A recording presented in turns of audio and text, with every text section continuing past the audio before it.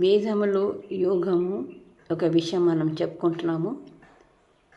ఋగ్వేదాది భాష్య భూమికలు మహర్షి దయానందుల వారు ఏదైతే ఉపాసన యోగం గురించి ఈ యొక్క మంత్రాలు చెప్పారో వాటి యొక్క అర్థాలు మనం తెలుసుకోవడానికి ప్రయత్నం చేస్తున్నాం. ఇది 3వ మంత్రము. యుక్తేన మనసా వయం దేవస్య సవితుస్సవే స్వర్గాయ శక్త్యా సర్వే మనుష్య ఏవమిచ్చేయు. అందరు మనుషులు ఈ విధంగా కోరుకునాలి. వయం మనము, స్వర్గాయ మోక్ష సుఖాయ.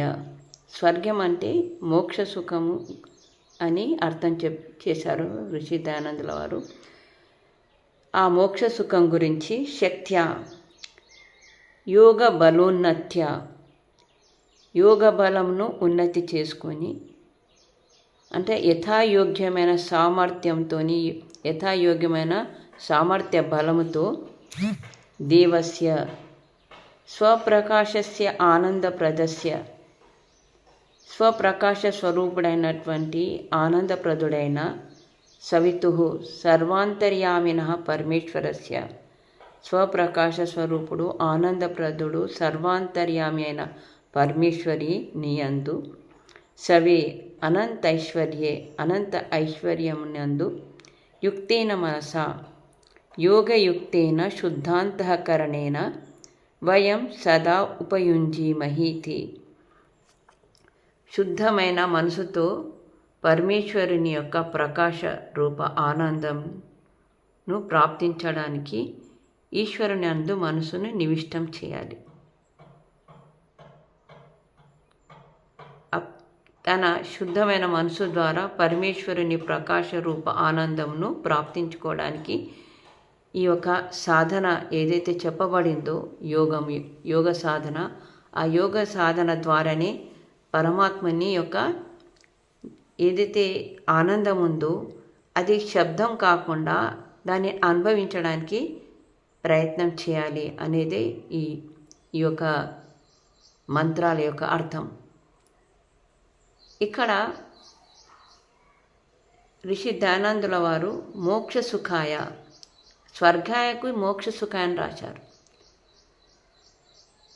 మోక్షము గురించి ఋషి దయానందుల వారు ఎన్నో స్థలాలలో మోక్షం యొక్క ఆనందం పొందడానికి, మోక్షం ప్రాప్తి గురించి చాలా రాశారు. సో వారు ఒక యోగీశ్వరులు కాబట్టి యోగం ద్వారా ఈ లోకంలో చాలా చాలా కార్యాలు సిద్ధించుకోవచ్చు. అది భౌతికం కావచ్చు, అది ఆధ్యాత్మికం కావచ్చు. ఒక సమర్థుడైనటువంటి యోగి భౌతిక కార్యాలలో కూడా చాలా ఉన్నతిని పొందవచ్చు. చాలా గొప్ప గొప్ప పనులు ఒక యోగి తప్పకుండా సంపన్నం చేయగలుగుతాడు. అదేవిధంగా తన యొక్క యోగం యొక్క మార్గంలో కూడా ప్రశస్తమైనటువంటి యోగ మార్గంలో ముందుకు కూడా చాలా గొప్పగా పోగలుగుతాడు. బాహ్యమైనటువంటి కార్యక్రమాలు చేస్తున్నందులకు యోగంను మోక్షంను వదులుకోవాల్సినటువంటి అవసరం ఉండదు. అదే ఋషి దయానందుల వారు తన జీవితంలో మనకు ప్రదర్శించారు. చాలా మట్టుకు ఎందరో అంటుంటారు, ఋషి దయానందుడు మోక్షంను వదులుకొని మోక్షంను త్యాగం చేసి సమాజ సేవ, సమాజం యొక్క ఉన్నతి చేశారని. కానీ అది తప్పు అవగాహన.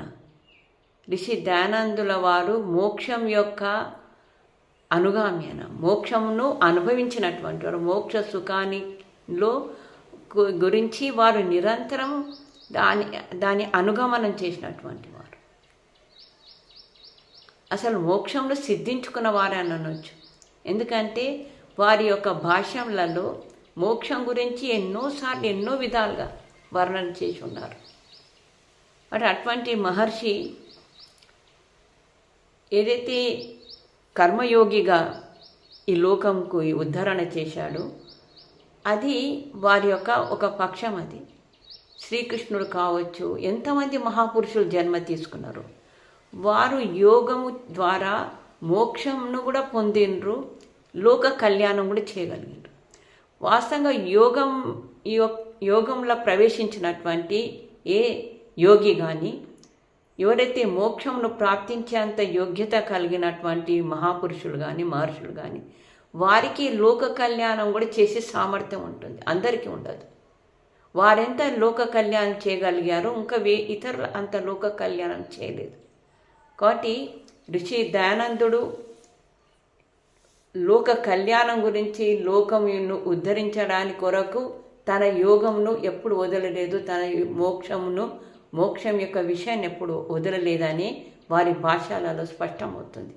కాబట్టి ఈ యొక్క అవగాహన మనందరికీ రావాల్సిందే, అదే ముఖ్యమైనటువంటి విషయం. ఓం శాంతి.